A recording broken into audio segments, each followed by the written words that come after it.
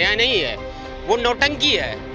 आप बताइए, भारत के प्रधानमंत्री, गृह मंत्री, रक्षा मंत्री क्या कर रहे हैं? तो इससे अच्छा भैया अगर नरेंद्र मोदी जी यही करना चाहते हैं तो ओबीसी SC ST का एक अलग विद्यालय बना दे, यूनिवर्सिटी खुलवा दे। सनातनी वो इतनी बड़ी सनातनी है कि दुर्गा पूजा में वो बैन लगवा देती, वो इतनी बड़ी सनातनी थी। केवल प्रदेश की सरकारों पर ठिकरा फोड़कर भारतीय जनता पार्टी अपने दायित्वों से बच नहीं सकती है। नमस्कार, आप देख रहे हैं आगाज टाइम। आज हम उत्तर प्रदेश की राजधानी लखनऊ में उपस्थित हैं, जहां हम जनता के बीच बात करेंगे कि जिस तरीके से सुप्रीम कोर्ट में ममता बनर्जी की जो अपील थी उस पर सुनवाई न होने के कारण मुख्यमंत्री खुद अपने लिए लड़ने के लिए आज उतरी हुई हैं। हम जनता के बीच मौजूद हैं और हम बात करेंगे। क्या कहना चाहेंगे सर आप? SIR का मुद्दा जिस तरीके से सामने आया हुआ था और उस पर काफ़ी दिन से तर्क वितर्क चल रहे हैं और आज वो जनता के लिए लड़ने के लिए खुद उतर चुकी हैं मैदान में, तो क्या कहना चाहेंगे उस पर? ममता बनर्जी जी ने SIR के मामले पे सुप्रीम कोर्ट में गाउन पहनकर वकील की वर्दी में बहुत अच्छा बहस किया, इंग्लिश टू इंग्लिश बात किया। जज हैरान रह गए।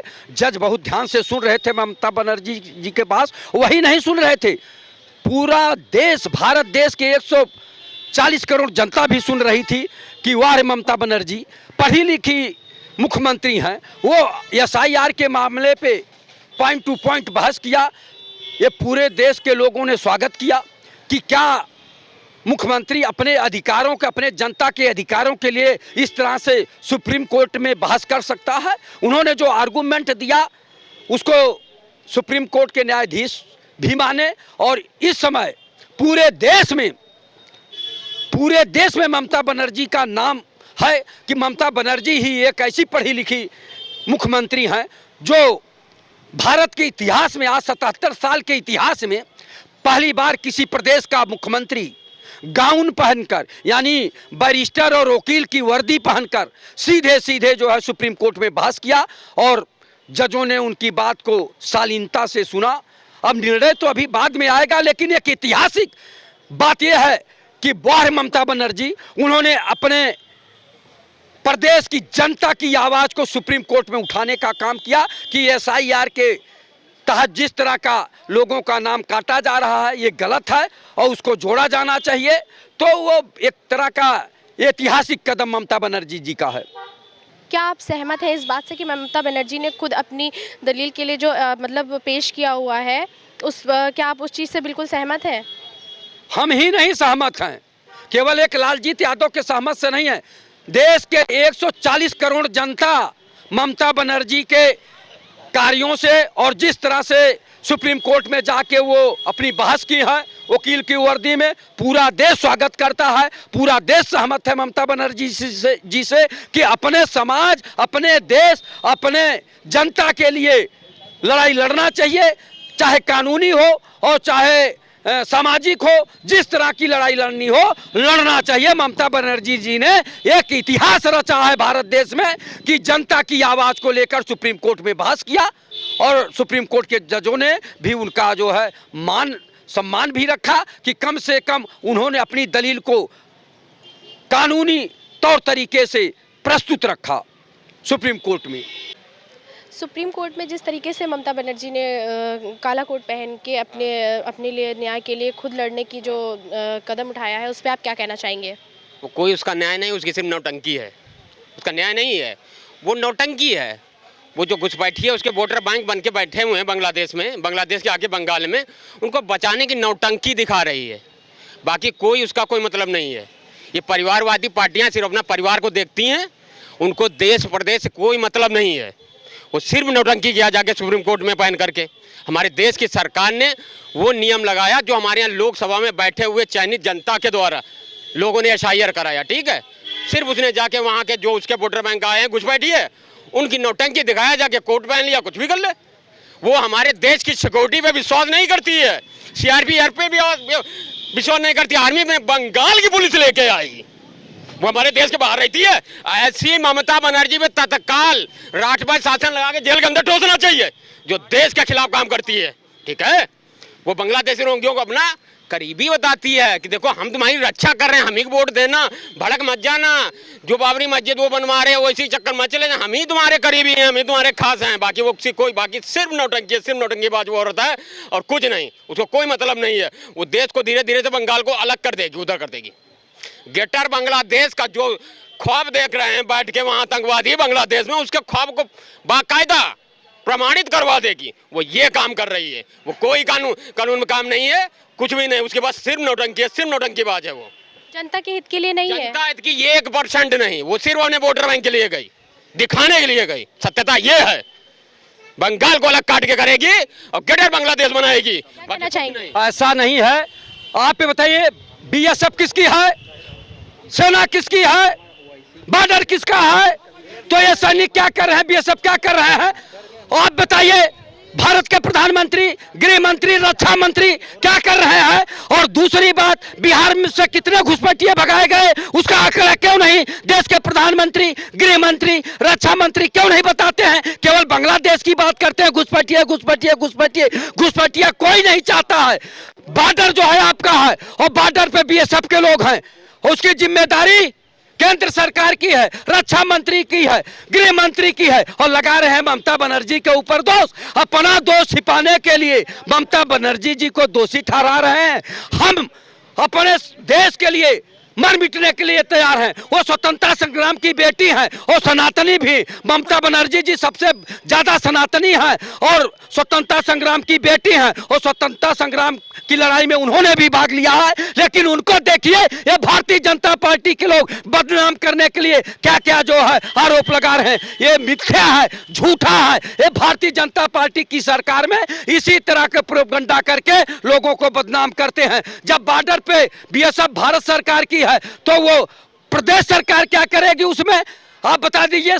सेना किसकी है? केंद्र सरकार की है।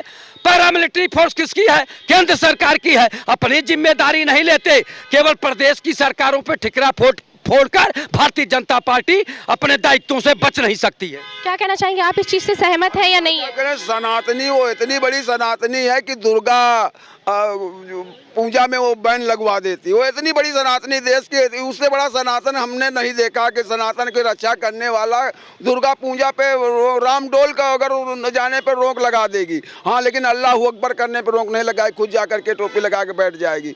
और उसने तो देश को इस स्थिति पे पश्चिम बंगाल को ला खड़ा कर दिया। वाकई में जो भाई साहब कह रहे थे, पश्चिम बंगाल मिनी बांग्लादेश बना दिया है उसने। उस औरत ने सिर्फ अपने निजी स्वार्थ के लिए, निजी स्वार्थ में आकर के उसने उस प्रदेश को बांग्लादेश बनाने का काम किया। आज 14-15 जिलों में कोई बोलने वाला नहीं। झारखंड में इतवार की छुट्टी बंद होकर के शुक्रवार की छुट्टी घोषित हो गई। किस लिए? सिर्फ वहाँ की डेमोक्रेसी बदल गई, वहाँ पे मुस्लिम बाहुल हो गया और वहाँ पे अब इतवार को छुट्टी बच्चों की नहीं होती है, वहाँ शुक्रवार को होती है, नमाज वाले दिन से होगी। और ये कह रहे हैं कि वो सनातनी, ऐसे ही सनातनी, इन्हीं जैसे सनातनियों ने इस देश को गर करके ला करके यहाँ खड़ा कर दिया। अब उनको मुँह तोड़ जवाब मिलेगा।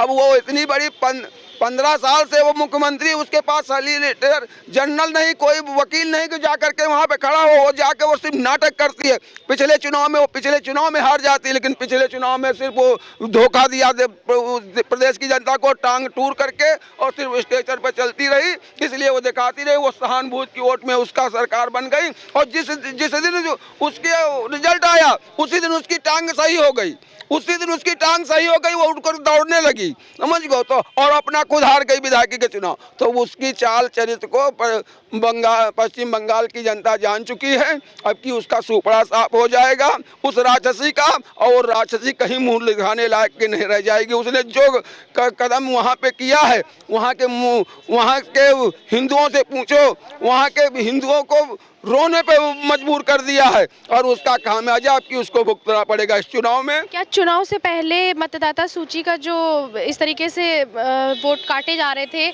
और उसमें सबसे बड़ा आंकड़ा वोट काटा गया, ठीक है, तो वो किस तरीके से इस चीज़ को रिप्रेजेंट करते हैं? नहीं, वोट किसी का नहीं काटा गया। सिर्फ विपक्ष वाले चाहते थे पूरे पाकिस्तान वालों का नाम यहाँ जोड़ दिया जाए, हिंदुस्तान के जो मूल निवासी उनका नाम काट दिया जाए, बांग्लादेश वालों का नाम यहाँ जोड़ दिया जाए, जो हिंदुस्तान के मूल निवासी उनका नाम काट दिया जाए। क्योंकि वोट इनको वहीं से मिलना। चूँकि हमारे देश की तो यही विडंबना रही, नेता इटली से आ जाते थे और वोटर बांग्लादेश से पाकिस्तान जिंदाबाद के नारे लगते थे, 12 बच्चे वाले वो सब्सिडी लेते थे, 2 बच्चे वाले टैक्स देते थे। इस देश की यही डेमोक्रेसी रही, उसी पर देश चल रहा था। अब वो नहीं चलने वाला। अभी देश की जनता आप लोगों के माध्यम से जान चुकी, जब नहीं जान रही थी तब वो हो रहा था। 5-5 शिक्षा मंत्री सिर्फ एक ही समुदाय के दिए गए इस देश में, और जा करके कोई सही इतिहास नहीं बताया गया। अभियान चलाया गया तो घुसपैठिए कहाँ मिले? घुसपैठिए सब चले गए। घुसपैठिए जो हैं वो मिल रहे हैं, वो निकाले जा रहे हैं, उनके नाम काटे जा रहे हैं। घुसपैठिए हैं, घुसपैठिए निकाले जा रहे हैं और निकाले जाएंगे। और ये आज का थोड़ी कोड है, ये तो सदियों से चला आ रहा। जब से कांग्रेस सरकार थी, सारी सरकारों ने सिर्फ घुसपैठियों को प्रोत्साहित किया, उनके आधार कार्ड बनवा दिए, उनको वहाँ निर्वाचन उसमें डलवा दिया। सारी तो व्यवस्थाएं उनकी हुई हैं और यहाँ व्यवस्था में कोई कमी नहीं। पूरा दमाद या इसी खातिरदारी हुई चुकी वोट के बैंक के लिए। अब आज का है आप झुग्गी बनवा दिया, झुग्गी जो सब खाली हो रही तो हल्ला उठा रहे हैं लोग। आज तुम क्यों कर रहे हो? तुम अपने देश, हमारे देश के संसाधनों पे हमारे देश के लोगों का अधिकार है, उनको मिलना चाहिए। कि तुम दूसरों को बांटते रहोगे, दूसरों को खिलाते रहोगे। घर के लड़का खोई चाहते समझाने गगरी जाए वाली कहानी, जो गाँव में कहावत, वही कहानी इस देश की रही कि गाँव यहाँ हिंदुस्तान के लड़के बेचारे भूखों मर रहे हैं, वो नौकरी कर रहे थे कश्मीर में। तो इसलिए इस पर अब रोक लगेगी, धीरे धीरे रोक लगेगी। लेकिन अब कोई सरकारें अभी इस पे संवेदनशील उस तरह नहीं है, सब राजनीति कर रही हैं और राजनीति ज़्यादा दिन चलने वाली नहीं है। चाहे जो पार्टी हो, चाहे भारतीय जनता पार्टी हो, चाहे कांग्रेस हो, चाहे समाजवादी पार्टी हो, चाहे तृणमूल कांग्रेस हो, चाहे लालू प्रसाद आरजेडी हो, सबको बेनकाब होना पड़ेगा। अब ये जेएनजी जो जो आप लोगों के माध्यम से जो नए नेता इस देश का बागडोर संभालेंगे, तभी देश का कुछ भला होगा। नहीं तो इन नेताओं के वजह से तो देश का बेड़ा गर्द गया रहेगा। क्या कहना चाहेंगे? देखिए, जितने भी जो सनातनी का ढोंग कर रहे हैं सब नकली सनातनी हैं, चाहे भारतीय जनता पार्टी हो, कोई भी हो। योगी जी मोदी जी बहुत बड़े सनातनी बनते हैं, लेकिन उन्होंने यूजीसी कानून लाकर के देश में जो कानून जरूरी है। हिंदू है तो सनातनी फिर क्यों लिखना? कौन हिंदू है तो सनातनी क्यों लिखना? ये नकली सनातनी, ये टीका लगाने से कोई सनातनी नहीं हो सकता है। जिस देश में जो आज कानून, देश में बलात्कार का आना जरूरी है, आज देश में कानून जनसंख्या नियंत्रण का आना जरूरी है। यूजीसी कानून किसने मांगा था भाई?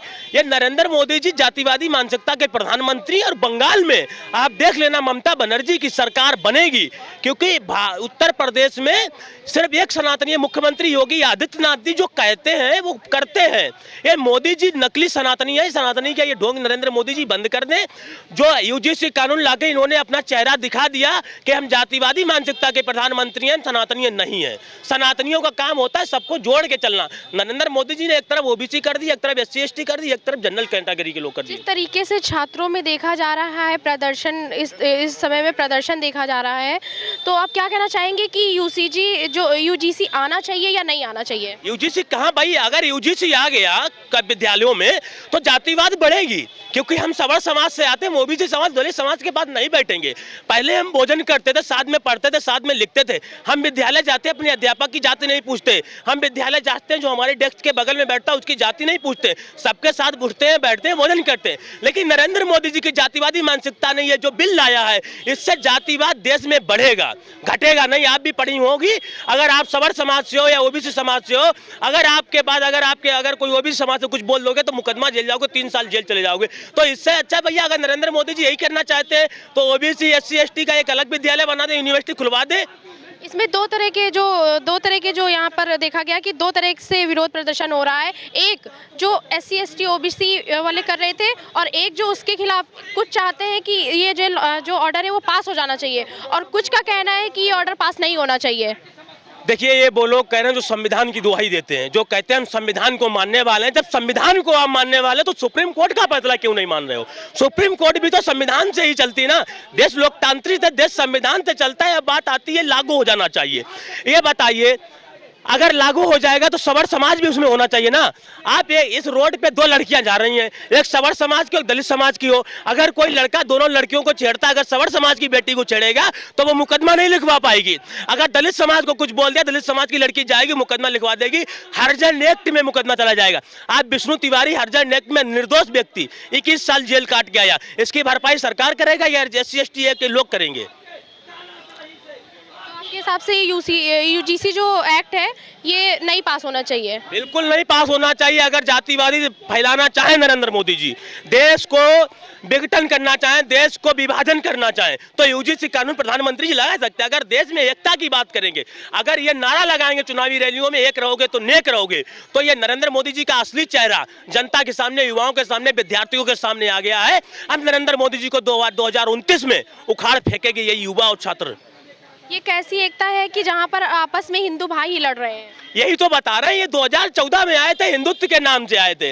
इन्होंने कहा था हिंदू खतरे में है, पाकिस्तान भारत को अटैक कर रहा है। ये झूठी अफवाह फैलाकर देश में आए। उसके बाद में नरेंद्र मोदी जी ने ये जो यूजीसी कानून ला दिया, इससे साफ साफ पता चल गया एक जातिवादी मानसिकता का। आप बताइए, देश के प्रधानमंत्री और चुनावी रैलियां संबोधित करते हो, आप सीना ठोक के कहते हो मैं ओबीसी समाज का बेटा हूं। क्या आपको सवर समाज ने वोट नहीं दिया? आप सवर्णों की बनाई हुई पार्टी के आज प्रधानमंत्री हो। आप अटल बिहारी पूजनीय भारत रत्न स्वर्गीय अटल बिहारी वाजपेयी जी की कृपा से आप प्रधानमंत्री हो, उनके द्वारा बनाई हुई पार्टी के आप प्रधानमंत्री हो। आज तुम सवर्णों के लिए इतना गंदा कानून लाए हो, विभाजन करने आए हो। आप चुनावी रैलियों में क्यों नारा लगाते एक रहोगे सेफ रहोगे? अरे विभाजन करना है, आप खुल के कहिए ना, करवाइए विभाजन, भगा दीजिए। आप बताइए, दो कौड़ी का नेता जो स्वामी प्रसाद मौर्य है, वो कहता है ब्राह्मण जातिवादी इसलिए अंग्रेजों में ब्रिटिश में रखा नहीं गया। मंगल पांडे कौन थे? 1857 में अगर मंगल पांडे गोली न चलाते तो आज अंग्रेजों का ये आतंक जो रहता, आती जल्दी देश आज़ाद नहीं होता। देश की आज़ादी के लिए ब्राह्मणों ने बलिदान दिया है। आपके हिसाब से यूजीसी का जो बदलाव है उस पर आप क्या कहना चाहेंगे? देखिए, यूजीसी एक्ट 2026, यूजीसी गाइडलाइन 2026 केंद्र सरकार द्वारा लाया गया और माननीय सर्वोच्च न्यायालय द्वारा इस पर रोक लगा दी गई। तो लाने वाली केंद्र सरकार इसकी जिम्मेदार थी।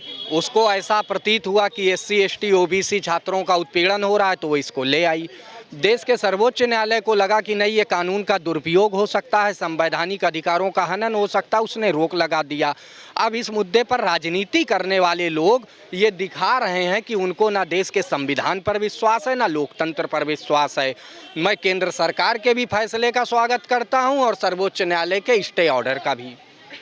क्या सुप्रीम कोर्ट की रोक के बाद केंद्र सरकार को यूजीसी की भूमिका पर दोबारा विचार करना चाहिए? नहीं, सुप्रीम कोर्ट की रोक के बाद जो सुप्रीम कोर्ट की गाइडलाइन है उस पर इनको विचार करना चाहिए केंद्र सरकार को।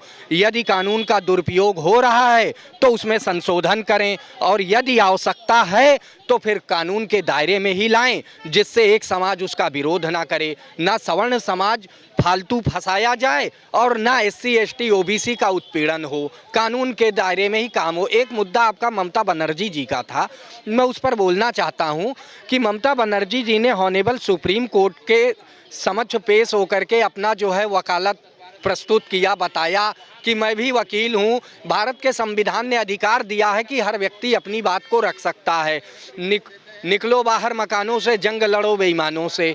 लेकिन ममता बनर्जी जी ने सुप्रीम कोर्ट में वकालत मतलब अपना पक्ष रख करके ये साबित कर दिया कि पश्चिम बंगाल में शासकीय अधिवक्ता, अपर अधिवक्ता, महाधिवक्ता, राज्य सरकार क्या सब अयोग्य हैं, जो एक चीफ मिनिस्टर को अपनी बात रखने जाना पड़ा। और फिर अगर जाना ही पड़ा तो आज तक जितने मुकदमों की पैरवी इनके AG और AGA ने किया है तो इसका मतलब वो तो अयोग्य लोगों ने किया है।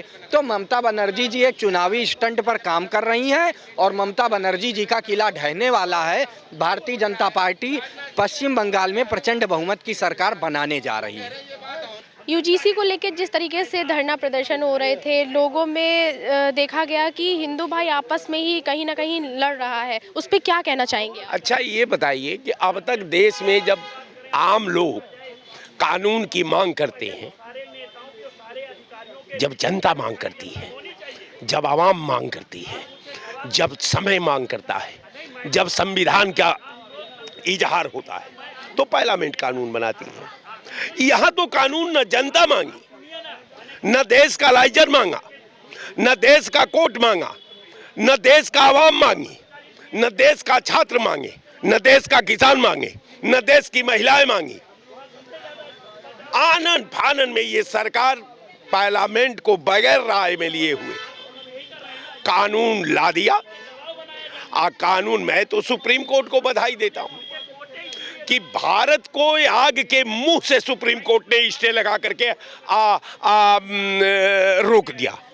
नहीं तो आज न जाने कि कितने लोग अपनी आत्महत्या करते, कितने लोग मारे जाते। मैं तो सुप्रीम कोर्ट को बधाई देता हूं कि उसने भारत के संविधान का जो भावना थी, जो भारत का संविधान जिस भावना से प्रेरित होकर लिखा गया था, जिस भारत के संविधान का जो परंपरागत जो उसका स्ट्रक्चर था, जो उसकी मान्यता थी, उसके विपरीत सरकार ने संविधान को धोखा देने का काम किया, देश की न्यायालय को धोखा देने का काम किया, देश के आवाम को धोखा देने के काम किया और ऐसा काम कर दिया कि सब एक दूसरे से लड़ाने का एक नया भूगोल का निर्माण का शुरुआत कर दी। मतलब कटोगे तो बटोगा का नारा देने वाले ने ऐसा कर दिया कि लोग आपस में ही लड़ रहे हैं। देखिए, भारतीय जनता पार्टी कहीं पर निगाह है, कहीं पर निशाना। भारतीय जनता पार्टी जो दिखाती है वहां कुछ करती नहीं। आज जो नहीं समाज को दिखता है वही भारतीय जनता पार्टी आकर के अपना झंडा गाड़ देती है। तो कहने का मेरा मतलब कि भारतीय जनता पार्टी ठीक है, आपकी सरकार है, यहां सरकार बनती है, सरकार बिगड़ती है, लेकिन आप जो जिस विधि से जो आप संविधान का संचालन कर रहे हैं, ये किसी भी दृष्टिकोण से आप मूल्यांकन कर लीजिए, किसी भी दृष्टिकोण से न समाज के हित में है, न संविधान के हित में है, न न्यायालय के हित में है, न किसान के हित में है, न मजदूर के हित में है, न महिलाएं के हित में है। ये केवल भारतीय जनता पार्टी के कारपोरेटरों के हित में है और कहीं कुछ नहीं। अगर आगे सवाल कोई हो, क्या कहना चाहेंगे? जिस तरीके से यूजीसी को लेकर मुद्दा उठ रहा है और कहीं ना कहीं आपस में लोगों में मतभेद देखा जा रहा है, उस पर क्या कहना चाहेंगे आप? देखिए, इस पे मैं भारतीय जनता पार्टी के माननीय नरेंद्र मोदी को मैं धन्यवाद देना चाहता हूं कि आपका एक नारा चलता है, एक रहो नेक रहो और सबका साथ सबका विकास। इस पे मैंने नारे को तोड़ मरोड़ के बदल दिया है, सबका साथ और सवर्णों का विनाश। ये नारा इनका चल रहा है, सबका साथ और सवर्णों का विनाश, जो कि हम लोग मानने को तैयार नहीं हैं। उत्तर प्रदेश नहीं, पूरे भारत में इस समय हाहाकार मचा हुआ था। सुप्रीम कोर्ट को हम लोग धन्यवाद देना चाहते हैं जिन्होंने रोक लगाया, लेकिन अब दलित समाज के लोग नहीं बोल रहे हैं कि संविधान खतरे में है। बैठ करके जो है इलाहाबाद में, जगह जगह लखनऊ में बैठ के प्रदर्शन कर रहे हैं। सुप्रीम कोर्ट को देख लो, एक जाति को लेकर के चलोगे तो नहीं चल पाएगी, सरकार अब बन नहीं पाएगी भारतीय जनता पार्टी का। हम ही लोग अंधभक्त, अभी हम ही लोगों को अंधभक्त वो लोग बोलते थे, हम लोग अंधभक्त बन के मोदी का समर्थन करते थे। अब हम लोग मोदी का समर्थन करने काम नहीं कर रहे हैं, क्योंकि हमारे बच्चों को जो अपराधी बनाने का कानून लाया गया है यूजीसी के माध्यम से, हम लोग इसका पुरजोर विरोध कर रहे हैं और हम लोग सरकार बनाए थे और सरकार को बिगाड़ने भी काम करेंगे। इस बार हमको नहीं लगता है कि एक नेता हमने देखा अभी इस समय भारत में सबसे अच्छा नेता का जो बयान आया, यूजीसी के पक्ष में आया और न यूजीसी के विपक्ष में आया। उन्होंने कहा, अखिलेश यादव उनका नाम है, जिन्होंने कहा कि कोई दोषी बचे नहीं और निर्दोष फंसे नहीं। तो भारत में ऐसे नेताओं की आवश्यकता है जिन्होंने ये बयान दिया कि कोई दोषी बचे नहीं और निर्दोष कोई फंसे नहीं। बार-बार नियम बदलने से छात्रों के ऊपर इसका क्या असर पड़ रहा है? देखिए, छात्र बहुत आक्रोशित हैं। जो थोड़ा बहुत दलित समाज के लोग पढ़ लिख लिए हैं, जो अंबेडकर को मानने वाले लोग हैं, जो हमारे भारतीय संस्कृति को मानने वाले नहीं हैं, भगवान राम को मानने वाले नहीं हैं, उन जाहिलों से मैं कहना चाहता हूं कि आप लोग एक रहो, नेक रहो, 80% इकट्ठा होकर रहो, और नहीं जिस दिन ये मुसलमान हावी होगा सबसे पहले दलितों को मारने का काम करेगा और किसी को मारने का काम नहीं करेगा। दलित समाज दलित समाज के ऊपर सबसे ज़्यादा प्रेशर अगर देता है तो क्या कहते हैं मुसलमान अगर दलित समाज के ऊपर देता है, ना कि कभी सवर्ण को। और यही सवर्ण लोग बचाने का काम करते हैं। यही हाल देख लो बांग्लादेश का।